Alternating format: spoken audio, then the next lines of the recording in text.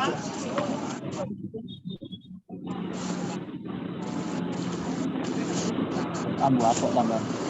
dimatikan Lur. Mikmu yu.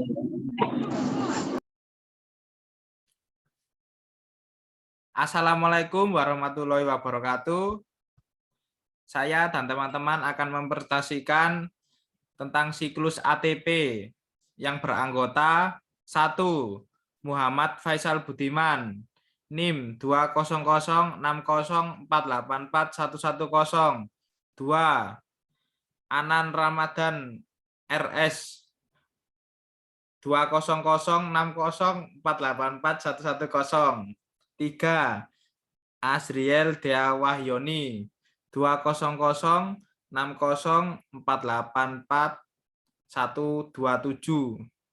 Yang keempat, Bayu Setiawan 20060484129.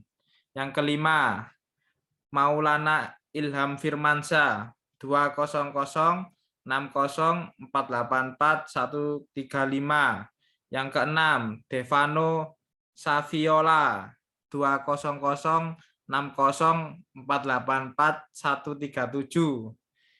Yang ketujuh, Ayu Halimatus Sahdia 20060484141. Yang ke-8, Muhammad Saikul Al-Akbar 20060484143. Yang ke-9, Ali Faisah Angga NIM 20060484113. Silakan buat teman-teman untuk mempresentasikan siklus ATP tersebut. Yang pertama, silakan. Baik, di sini saya akan menjelaskan ATP atau adenosina trifosfat. Adenosina trifosfat atau ATP merupakan suatu nukleotida yang dalam biokimia dikenal sebagai satuan molekular. Pertukaran energi intraselular artinya ATP dapat digunakan untuk menyimpan dan mentransfer energi kimia dalam sel. ATP juga berperan penting dalam sintesis asam nukleat. Molekul ATP juga digunakan untuk menyimpan energi yang dihasilkan tumbuhan dalam respirasi seluler. ATP yang berada di luar sitoplasma atau di luar sel dalam dapat berfungsi sebagai agen signaling yang memengaruhi pertumbuhan dan respon terhadap perubahan lingkungan. ATP dapat dihasilkan melalui berbagai proses seluler. Di dalam mitokondria melalui proses fosforilasi oksidatif dengan bantuan enzim mengkatalisis ATP sintetase. Pada tumbuhan, proses ini lebih sering dijumpai di dalam kloroplas melalui proses fotosintesis. Bahan bakar utama sintesis ATP adalah glukosa dan asam lemak.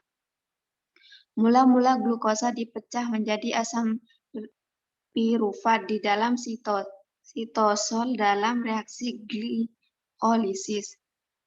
Dari suatu molekul glukosa akan dihasilkan 2 molekul ATP. Tahap akhir dalam sintesis ATP terjadi dalam mitokondria dan menghasilkan total 36 ATP.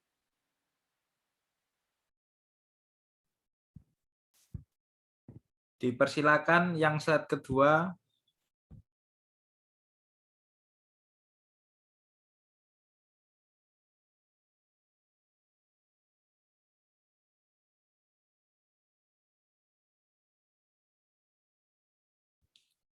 Dipersilakan yang melanjutkan slide yang kedua.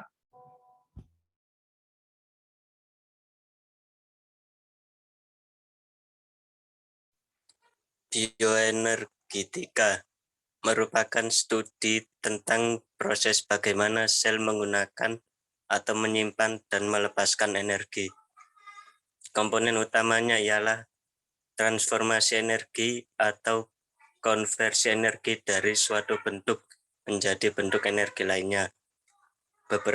Berikut beberapa peran ATP dalam bioenergetika.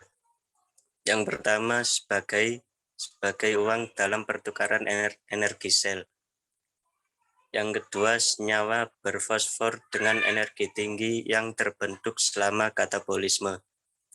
Yang ketiga, sebagai senyawa yang dapat mengakibatkan senyawa lain untuk transformasi kimia. Yang keempat, senyawa kaya energi yang stabil secara kinetika. Yang terakhir, mampu mengubah senyawa berenergi menjadi ke senyawa yang lebih reaktif.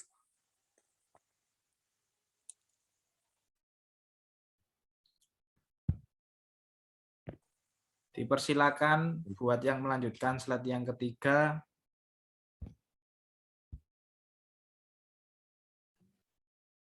Metabolisme yang terjadi dalam makhluk hidup membutuhkan manfaat energi untuk melaksanakan berbagai macam fungsi.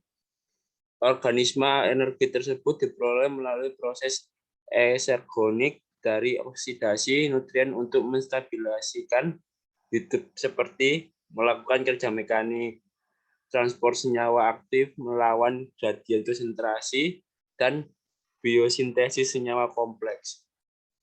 Hubungan antara katabolisme dan anabolisme. Katabolisme cenderung menghasilkan energi ATP dengan cara fosforilasi ADP. Kemudian ATP tersebut dijadikan sumber energi reaksi anabolisme. Di dalamnya ATP dipecah menjadi ADP dan fosfat.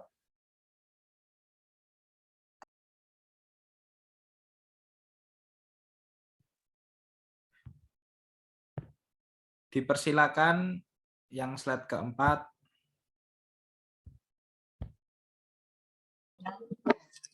Konsumsi ATP. Dalam perannya sebagai sumber energi umum, ATP dikonsumsi dalam berbagai jalan. 1. Pada tahap awal penguraian nutrien, reaksi eksergonik hidrolisis ATP membentuk ADP secara enzimatis, diikuti dengan reaksi endergonik fosforilasi membentuk senyawa fosfat berenergi rendah. Misalnya, enzim fosfofrukinase mengkatalisis fosforilasi fruktosa 6-4 menjadi 1,6 bisofat yang terjadi pada awal glikosis. 2. Interkonversi nukleotida trifosfat. Banyak proses biosintetik seperti sintesis protein dan asam nukleat membutuhkan nukleosida trifosfat selain ATP. Ini termasuk nukleosida trifosfat CTP, GTP, dan UTP. Semua nukleosida trifosfat atau NTPS disintesis dari ATP dan nukleosida difosfat yang sesuai dikatalisis oleh nukleosida difosfat kinase. ATP ditambah NDP sampai ADP ditambah NTP.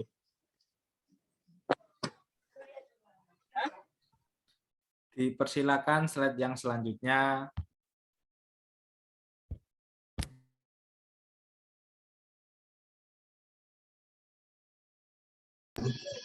Konsumsi ATP yang nomor 3. Proses fisiologi hidrolisis ATP menjadi ADP dan PI memberikan energi.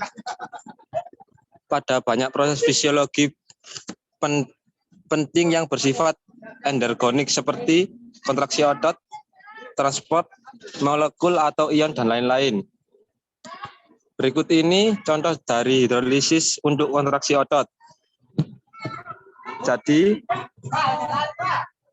apabila kita mengangkat beban berat, pasti terjadi kontraksi otot.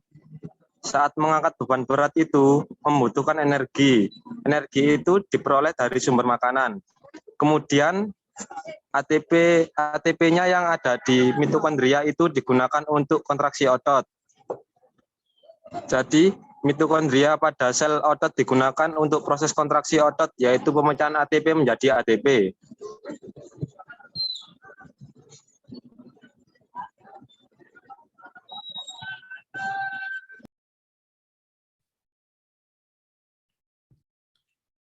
Slide yang selanjutnya, silakan.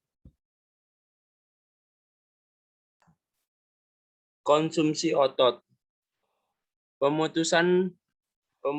Pemusatan fosfoanhidrit tambahan pada reaksi yang sangat heterogenik.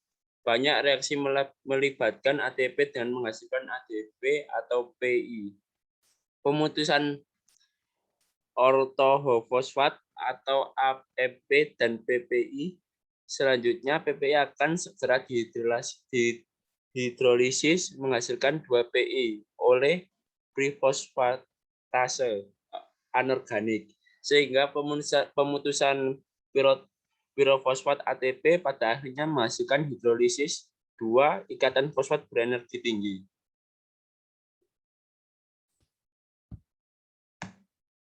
Dipersilakan slide yang selanjutnya. Pembentukan ATP atau fotofosforilasi.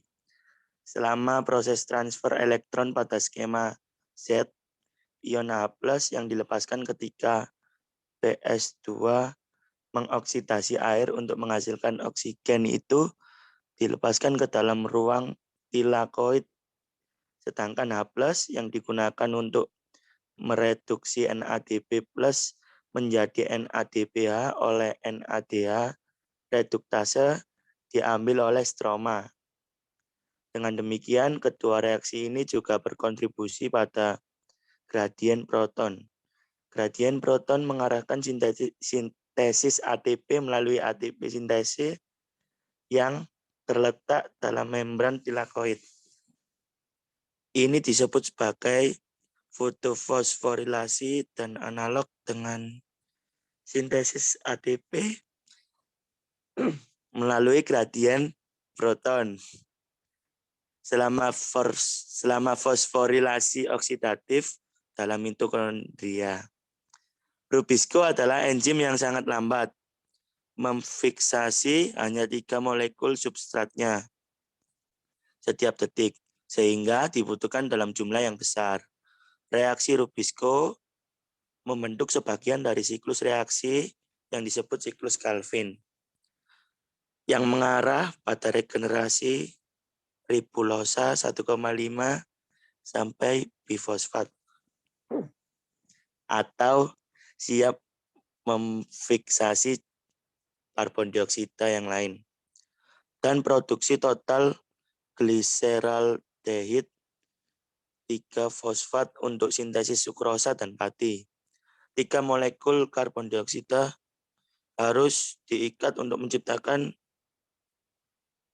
1 molekul gliseraldehid 3 fosfat atau molekul 3 karbon. Konveksi gliseraldehid 3 fosfat menjadi ribulosa 1,5 bifosfat.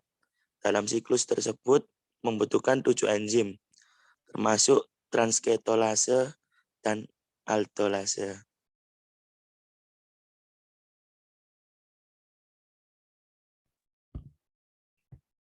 Dipersilakan slide yang selanjutnya. Reaksi katabolisme menghasilkan energi untuk tubuh. Namun apakah bentuk energi yang dihasilkan? Dilansir dari Ensiklopedia Britannica, energi yang dihasilkan katabolisme ditangkap dan dimasukkan ke dalam ATP.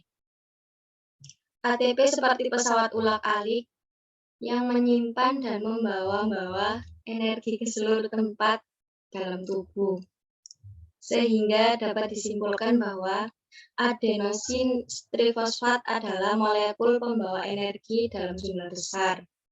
Energi-energi tersebut akan tersimpan di dalam ATP hingga saat dibutuhkan tubuh. ATP akan melepaskan gugus fosfatnya dan ATP memiliki rumus molekul C10, H16, N5, O13, P3, adenosin trifosfat.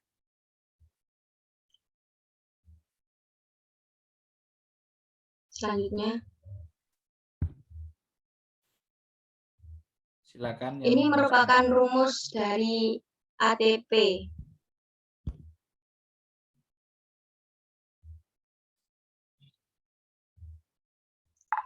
Silakan, Mbak.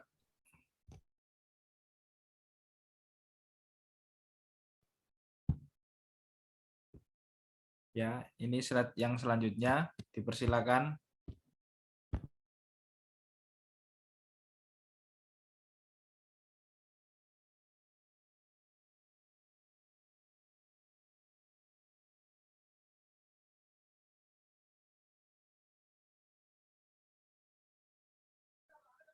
ATP larut dalam air karena memiliki ikatan fosfat hidrida.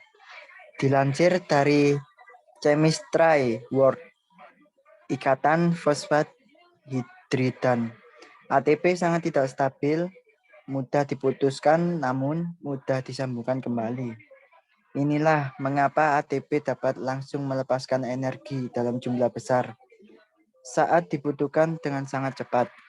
Hal ini memungkinkan kita untuk menggerakkan tubuh dengan cepat, tanpa ada jeda di antara pikiran untuk bergerak dan pergerakannya itu sendiri. Glikolisis adalah reaksi pemecahan glukosa dari makanan menjadi asam pirufat dan ATP. Asam pirufat tersebut kembali dipecahkan menghasilkan untuk kembalinya ATP dan asam trikarboksilat. ATP diproduksi sesuai dengan jumlah makanan yang masuk ke dalam tubuh dan dapat habis saat digunakan untuk bergerak. Namun kamu berolahraga, jumlah ATP yang digunakan oleh tubuh lebih banyak dibandingkan saat kamu hanya bermain ponsel. Inilah mengapa kita merasa lelah setelah olahraga karena ATP dalam tubuh harus diisi ulang dengan makanan. Next.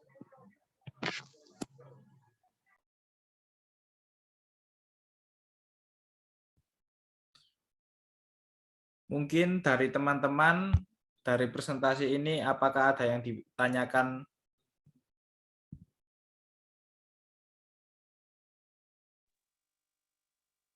Izin bertanya, Mas. Silakan, Mas Anan. Maksud dari reaksi pemecahan glukosa dari makanan menjadi asam pirufat dan ATP itu apa? Silakan buat teman-teman yang ingin menjawab, membantu untuk menjawab.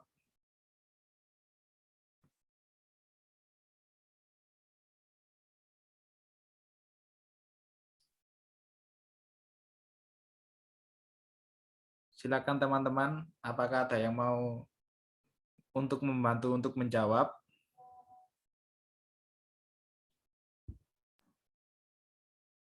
Saya izin menjawab. Silakan Mas Akbar. Dan dimaksud dari Mas Anan tersebut maksudnya adalah pengertian dari glikolisis.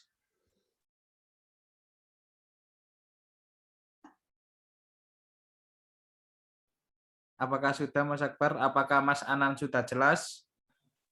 Sudah, Mas. Terima kasih, Mas Akbar dan Mas Faisal. Siap, sama-sama Mas.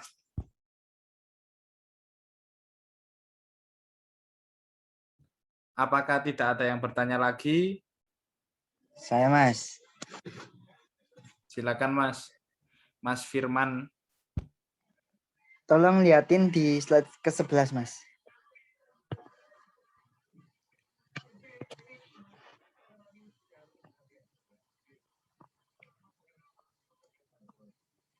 Di situ kenapa jumlah ATP yang digunakan oleh tubuh itu kenapa kok lebih habis digunakan saat berolahraga daripada bermain ponsel? Alasannya kenapa kok bisa cepat habis itu?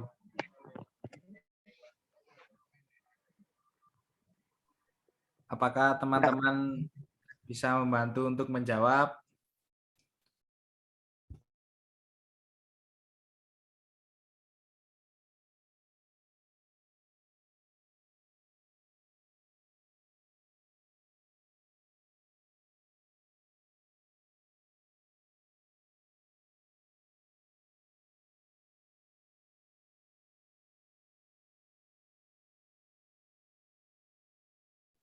Gimana teman-teman?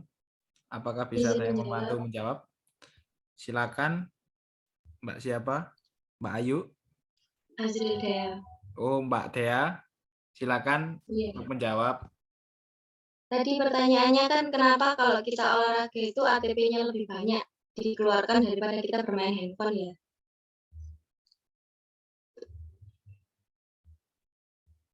Iya, Mbak. Ya. Jadi Ya, kalau kita benar. olahraga, ya.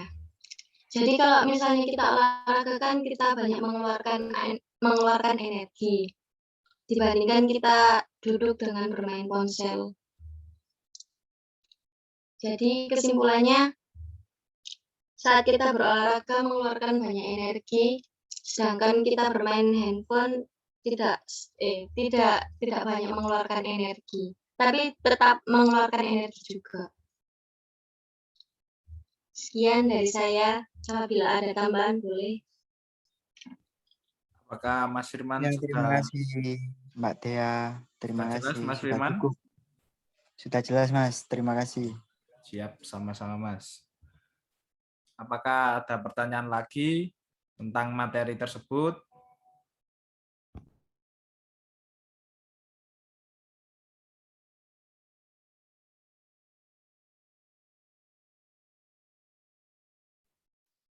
Bila apakah Mas Anan mau ingin bertanya lagi? Tidak Mas, sudah jelas Mas. Oh, siap Mas.